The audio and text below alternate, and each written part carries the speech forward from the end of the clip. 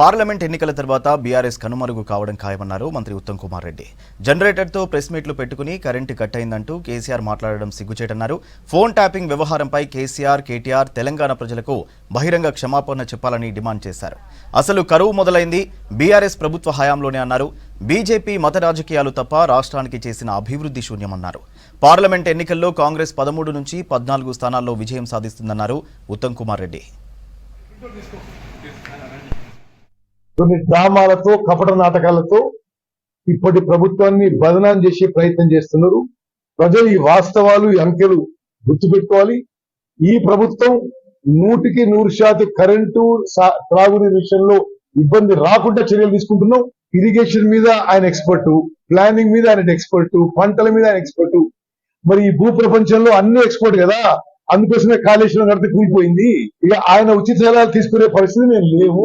కొద్దిగా చూడదో శరం కరువు ఏంటంటే, అరే మీరు రాజకీయ ప్రత్యర్థుల మీద రకరకాలుగా మీరు ఇది ఫోన్ ట్యాపింగ్ ఉపయోగించి, రాజకీయ ప్రత్యర్థులే కాదు బిజినెస్ మీద ఉపయోగించి, బిజినెస్ మ్యాన్ మీద బ్లాక్ మెయిల్ చేసి వసూలు చేసుకుంది. సినిమా స్టార్ల మీద ఫోన్ ట్యాపింగ్ చేసిండ్రు. అసలు పూర్తిగా కేసీఆర్ అప్పుడున్న అధికారుల వాళ్ళు తెలంగాణ ప్రజలకి బహిరంగ క్షమాపణ చెప్పాలి. ఇక పనిష్మెంట్ ఎట్లా ఉంటది, చట్టం తన పని తను చేసుకోపోతుంది. బట్ ఇంత సిగ్గుమాలిన పని చేసినందుకు క్షమాపణ చెప్పబోయి మరి వాళ్ళు ఎదురుదారి దీంతో రాజకీయ లబ్ధి పొందే ఆలోచన చెప్తే మరొకటి లేదు. దేశాన్ని హిందూ ముస్లింగా విభజించి రాజకీయ లబ్ధి పొందే ప్రయత్నం. కానీ నిరుపేదలకి ఇబ్బంది పడుతున్నా నిరుద్యోగ సమస్య తీర్చడానికి సంవత్సరానికి 2 కోట్ల ఉద్యోగాలు, కొత్త ఉద్యోగాలు సృష్టిస్తామన్నారు. అంటే ఇప్పటివరకు 20 కోట్ల కొత్త ఉద్యోగాలు సృష్టించాలి.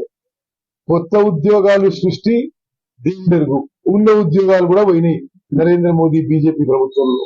ఎస్సీలకు, ఎస్టీలకు 3 ఎకరాలు ఇస్తామని ఇవ్వలే. డబుల్ బెడ్రూమ్ ఇల్లు కట్టబెడతామని ఇవ్వలే. ముస్లింలకి 12 రిజర్వేషన్ ఇవ్వలే. 10 ఏళ్ల పాటు మీరు ఉండి మీరు చెప్పిన మెయిన్ హామీలు ఏం నెరవేర్చకుండా మీరు అందరూ అట్నే ఉంటారు అనుకుంటున్నారు. లేదు, మేము 100 రోజుల లోపల 5 హామీలు నెరవేర్చినాం. ఇప్పుడు మోడల్ కోడ్ ఆఫ్ కండక్ట్ ఉంది, అయిపోగానే తగిన కూడా అమలు చేస్తాం. రాష్ట్రంలో ఎన్నడూ లేని విధంగా 7,149 ప్రొక్యూర్మెంట్ సెంటర్స్ మేము స్టార్ట్ చేస్తున్నాము. కొన్ని మొదలైనవి, కొన్ని మొదలవుతున్నవి.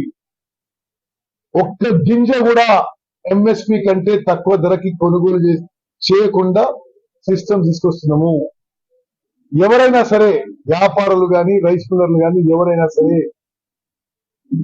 కనీస మద్దతు ధర కంటే తక్కువ ధరకి ధాన్యాన్ని కొనుగోలు చేస్తే కఠినమైన చర్యలు తప్పవు. ఇది ప్రొక్యూర్మెంట్ విషయంలో. మీ కరెంట్ విషయంలో మొన్న సూర్యాపేటలో మీ అందరు జరిగిందో జనరేటర్ మీద నడుస్తున్న దాన్ని కరెంటు ఫెయిల్ అయితే ప్రభుత్వాన్ని బదనాం చేసే ప్రయత్నం చేసిండ్రు.